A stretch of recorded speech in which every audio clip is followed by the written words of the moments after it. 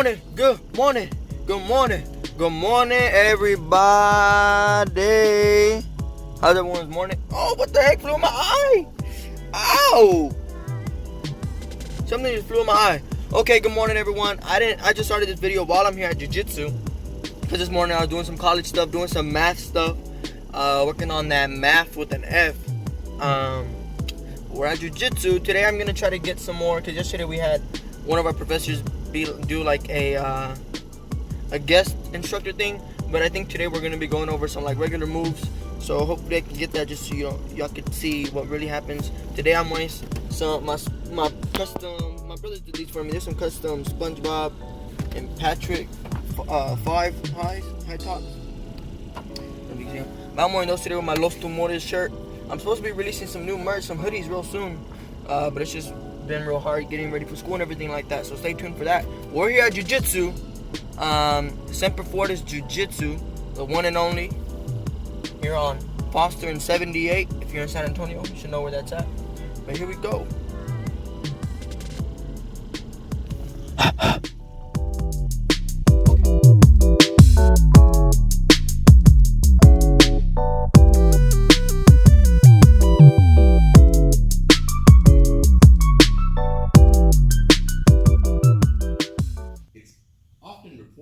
Just never reliably seen, except movies. They're like, oh, I watched Bruce Lee doing it in a movie.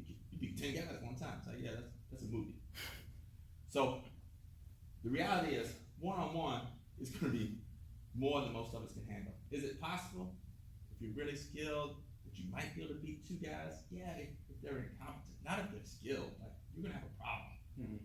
So I don't want to give any impression that we're selling, ghost stories. Like, one guy is not beating multiple people. It's just not gonna happen. Even you took, say, John Jones, as tough as he is in the UFC. If you put him up against any 2 light heavyweight contenders, and they put them 2-on-1 with him, he'd get his butt kicked. There's no way he's beating those 2 guys. It's not gonna happen. So we'll take a look at some self-defense things. Try to get control of your hand, where the person's trying to pull you somewhere, or they want to kick you with their other hand. It's like, how do you get your hand back? So if Eric grabs it, it's that one hand. So what I want to do is, if I pull straight back, no, don't let go. So if I pull straight back, it's like, that's not happening. He's got a good grip. So I can't beat all 5. What I want to do is just beat 1. All I need to do is beat the thumb. So you hold on. All right. So what I'm going to do is I'll take 1 step back and then just like comb by my ear. So it's like there. Okay, hold tight. All right. 1 step back, comb by my ear. Because all I'm doing is I'm beating the thumb. This time, hold tight. And I just pull straight back. It's like, no, he's got a man grip. That's not going to happen. So I can't beat all 5, but I can beat that thumb. So wherever that thumb is pointing, that's the joint I'm going to try to beat. So even with 1 hand, he's got a good tight grip. I won't be parallel foot. I'll step back and brush. Go on. Thanks. Like maybe he's holding my hand up. Oh, up here. Gotcha. Yeah, like up here. So the concept is the same. I'm beating the thumb. So I wouldn't try to brush the ear this time, because those 4 fingers is a problem. So that's a problem. But the thumb is not. So all I'm doing is I'm going to check my pocket. So this time, instead of brush the ear, I'm checking the pocket, because all I want to do is beat the thumb. So I just got it. So if I did it to Eric, he just checks his pocket. Yeah. Because he's beating the thumb. So it would be the same thing, like we just get your hands back. Same thing if you're against the wall, I'm pinning you, get your hands back. So if I grab yours, there you go, right. Because if you brush your ear, it's like, I got you. But if you check your pocket, you beat the thumb. And like, especially like for, ladies, like this is, like you don't want that person pulling you into a car, pulling you into a dark alley, and it's a problem. Beating it is the same, except 1 modification. So in this case, both hands short. So what I'm going to do is I'm going to step in, Because all I want to do is beat the thumbs. But now he's got 2 thumbs in play. So I'm going to use my extra hand to give me a little help. I'm going to reach and grab my fist and then brush by my ear. This one, I have hit myself dead in the face before. Because, they're holding and you're like, oh! And it's like, so make sure you're brushing by the ear. So he's got a good grip. And like I said, I don't want to be here because I'm off balance, so he could literally pull me. I need it to stop. Reach in, break the grip. So if I'm here, I need to get into a position here where at least I can sort of lean back to where I'm not being drugged. And then I grab and then brush the ear. And that's all it is. So I'll and say there's an argument with somebody, or maybe we're in a fender bender and I'm on the side of the road and the guy is he's mad, but I don't really know, like, is he gonna fight me? Like there's some bad words going, but like he hasn't thrown a punch, so I don't really know for sure like what his intentions are. Though, right? Right. So first thing, maintain space and distance. So like if we're having a dispute on the side of the road and your fists aren't up, but you're right there, I can step back, and right here, I'm okay. Unless he's got a magical Bruce Lee kick, like he's not gonna punch or kick me right here. So I've got space and distance. But if he steps closer, maybe eventually I walk into the wall and I can't move any further. Or I'm walking, like out to the parking lot or out to the street, like maybe we're on the side of the street. Like I can only move back so far. But that's the first thing I'm gonna try to do is I wanna maintain space and distance, because right here, you're not gonna sucker punch me. Like I see you, and everything's okay. But that's the first thing I wanna look at. So next is I can't back up any further. The problem is, there's one thing I'm gonna look for is if you're angry, I look to see if your feet are parallel, because if they're parallel, there's a good chance he's not gonna sucker punch me. But if his feet are like this, he may just sucker punch me. So the danger is that right hand is coming. Like I don't know for sure if he's gonna hit me, but now he's in this position where like he may end up throwing a punch. So it's like I have to worry about how am I gonna stop this punch and not get knocked out. And I'm 52, so I know I don't want to get into a boxing match with Sebastian, who is 18, because his quick twitch muscles are going to be better than mine. Like he's going to be more explosive. He's going to be quicker. I don't want to be on my feet trading punches and kicks with Sebastian. Father Time has gotten us. In fact, for all three of us, it's like we don't have those quick twitch muscles anymore. Cardio too. Which is why you don't see 50-year-old UFC champions or 50-year-old boxing champions. It's like, no, Father Time has declined your skills. You may not realize it. By the time I see it, there's no way I'm blocking this punch. It's like, dude, I'm just getting knocked out. So if my hands are here, I cannot wait to see if he's gonna punch me. But let's say we're standing here, we're arguing. I don't really know if we're gonna fight or not, but I raise my fist to make sure I can block. Now, like, he may not have intended on fighting me, but it's like, oh, you want to fight. Now his fists are up, and we are fighting. So I don't want to escalate the situation, but I want to be able to block this punch. So what I've come up with is my prayer defense. He's mad. I see his feet have shifted. He's in an angle where he could throw a punch, and I can't create any more distance between me and him. Then I'm gonna be like, man, my friend, I really don't want to have a conflict. Please, let's wait for the police to arrive, or, let's go our own separate ways and not have a problem. That way, when the sucker punch comes, and you start to deliver it, I want to step in and I stop that punch. So I'm not gonna like jump back as the punch comes. I want to just get my hands up. I see the punch come, and I got it. So I block and deflect.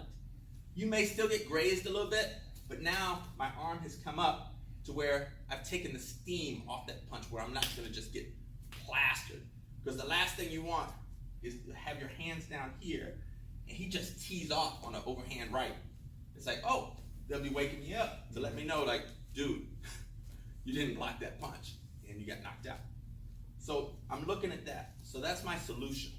If Eric, so if Eric is in a situation where he's angry, we're angry, I don't know if he's gonna throw a punch. Remember, if my hands are down here and he decides to punch me, there's just no way, you know, like if he goes to punch me with that right hand, there's no way I'm gonna get this hand up in time. You know, like it wouldn't bother me like if he just hit me with a jab. Like, you're not gonna knock, usually you're not gonna knock somebody out with a jab. But what I'm worried about is the average person is going for that big haymaker. And an unskilled person that ain't done a day of martial arts could knock me out with an unblocked haymaker. Like, I've been doing martial arts for 30, 40 years. You hit me with an unblocked haymaker, you may have to wake me up if I don't die from it, you know, because it could knock me out, I could hit my head on the pavement, and I'm dead. So I don't want to take that unblocked haymaker from him. Like I said, when he's parallel, I'm probably good. But when he steps a foot and shifts into a fighting position, it's like, oh, he may just punch me. It's like, brother, I really don't want to have a conflict. You know, can we come to a peaceful resolution? When the punch starts to come, I'm not even trying to block, because if I block one, he'll hit me with the other hand, you know. And it's not like I'm trying to catch the punch like in a cool Bruce Lee movie or Kung Fu theater. All I want to do is I see the punch coming from my prayer position. I want to be in its way.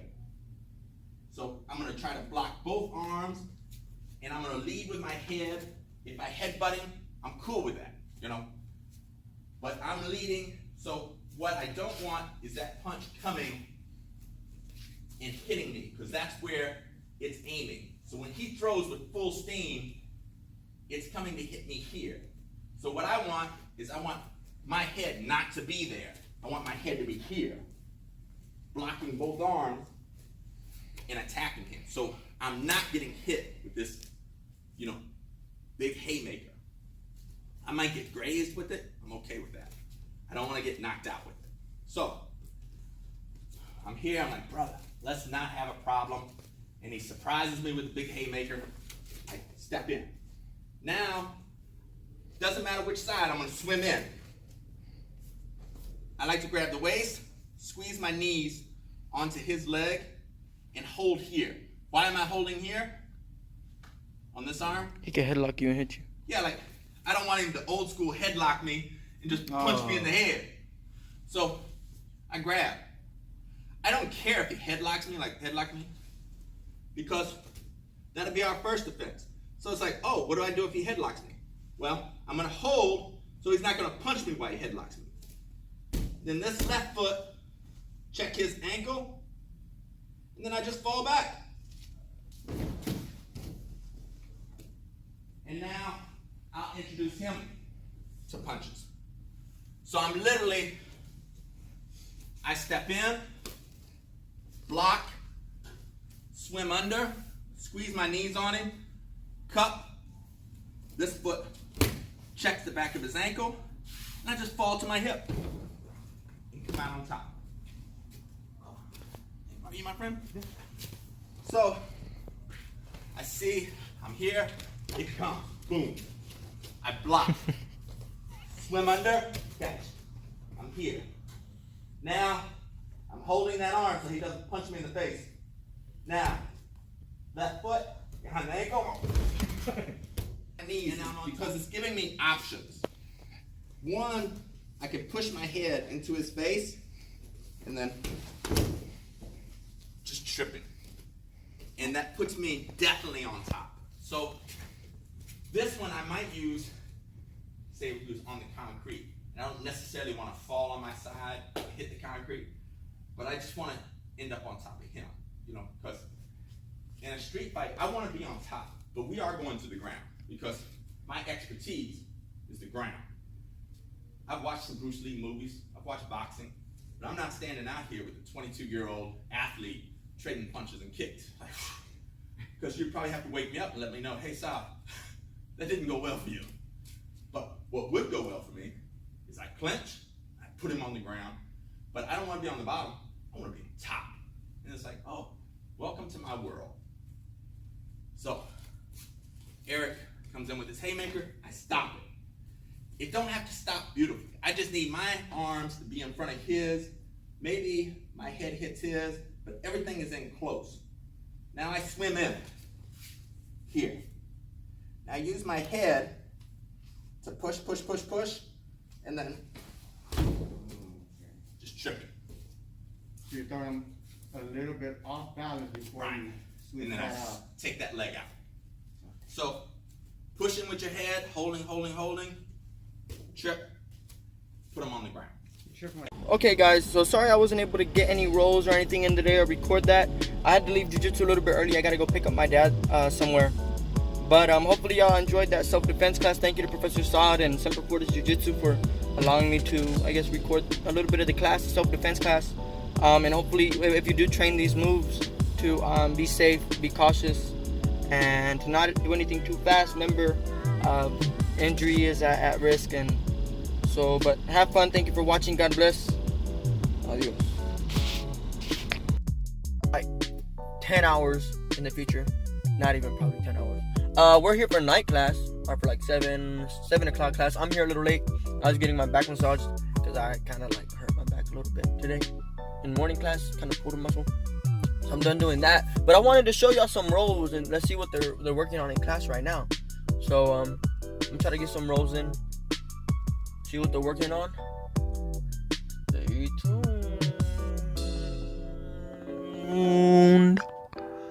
tuned.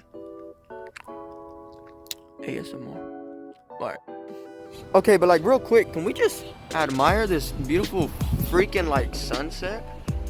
Oh my gosh. Look at Bill Miller's right across the street from Jiu-Jitsu. Check that out. Imagine working out and then afterwards getting some Bill Miller's. Sheesh. Okay, here's some Jiu-Jitsu, sorry. Okay, so I kind of forgot that today was Judo Day. My coach Sway, she's like my favorite.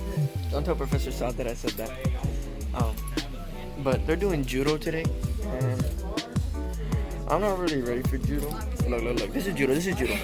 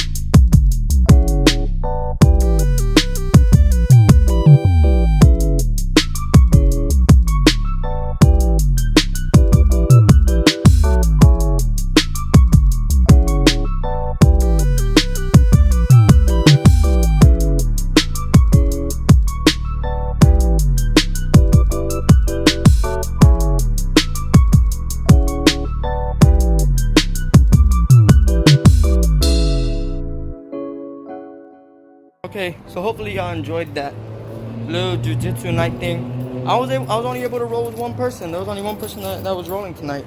It was a dude. He he was way bigger than me, so he had a big weight advantage. But hey, you know, that's real life.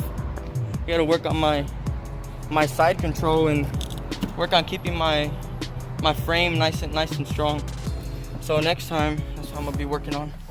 Frame, side control, maintaining that frame, and gotta keep on rolling with these big guys. So when I go against guys my weight class, my size, you know, it's way easier.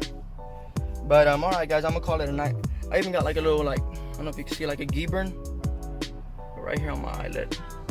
I don't know if y'all can see it, but it's whenever he was stacking, when I was trying to go for that triangle, he had stacked me on my neck. Then like his shoulder had was driving into my eye. But he was going strong, but I like that. You know, I like it because it helps me get better. But alright guys, I'm gonna call it a night. Thank you for watching today's video. Remember, like, share, and subscribe. And I will see you soon. Adios. God bless.